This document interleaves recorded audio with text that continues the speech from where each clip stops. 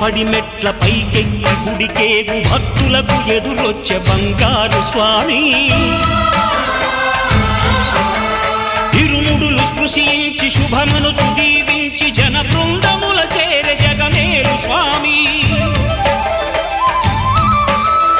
తన భక్తులొనరిల్చు తప్పులకు తడబడి ఒక పక్క ఒరిగెన ఓంకారమూర్తి